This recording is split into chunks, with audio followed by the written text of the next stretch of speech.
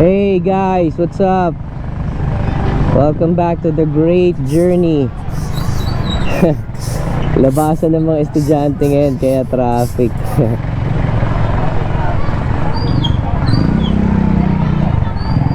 Anyway, papunta ako ngayon ng SYM. Magbabayad tayo ng ating monthly. One of the reasons why I decided to do a vlog today is because I want to test out my new external mic. Shout out nga pala sa The Outdoor Grind PH. Doon ko nabili itong ating external mic and lapel. So I hope you can hear me well. 100.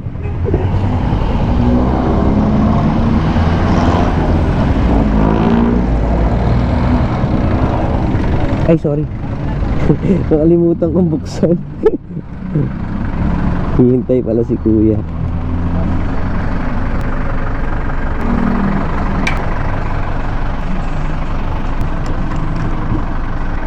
Ayun. So, pwede na akong magsuot ng gloves.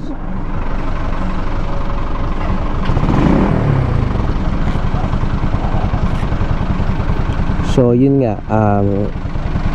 Sana mas maganda na yung audio this time.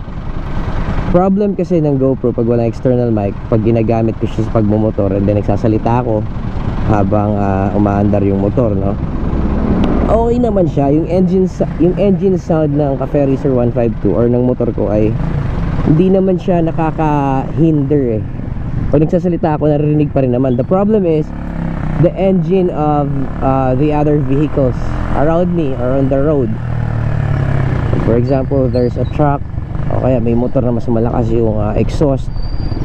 So yun, pag mas malakas yung decibel nila pag mas mataas yung decibel nila sa boses ko, so ang ma-absorb ng GoPro ay yung sound ng mga environment noise kumbaga. Pero this time we have external mic nga. So yeah, if ever hindi nyo masyadong marinig, it's because of the placement of the lapel inside the helmet. So anyway, now papunta tayo sa SYM para magbayad kasi I only got this bike installment. And may nabas or may nakita ako sa I believe sa one of the Facebook pages ng Cafe Racer 152. They posted na pwede na magbayad through EasyPay.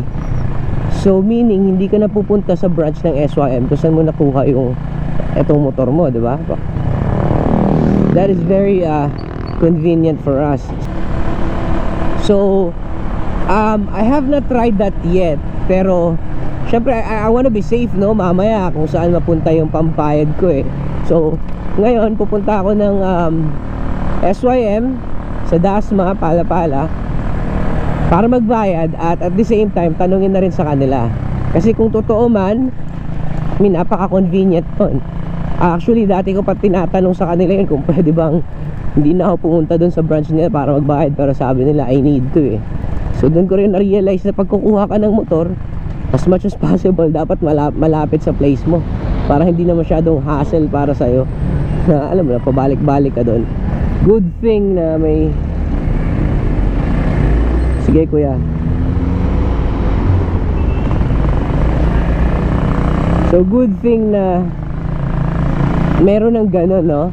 Sana I don't know kung sa ibang brand ng motor or sa ibang dealer ng motor eh ganun din, ganun na rin ba? So hopefully sana, syempre napaka-convenient nun for us, and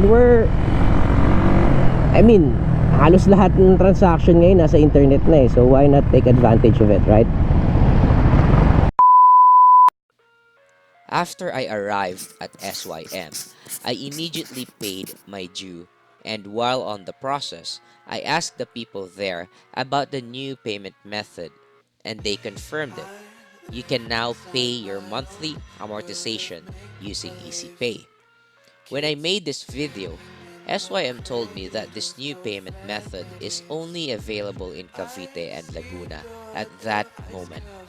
However, I just saw a post from Mitsukoshi Motors Philippines that it will be available nationwide starting September 15, 2019.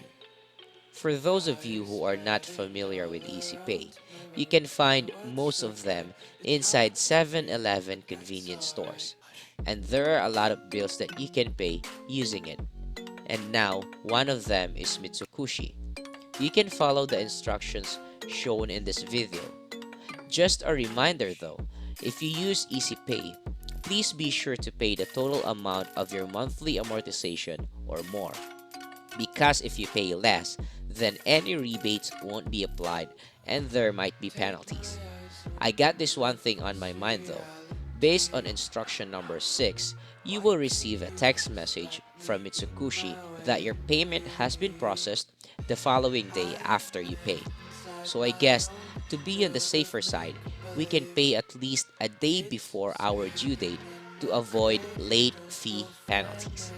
I suggest that you go to your SYM branch first and ask the personnel about this before you try it out.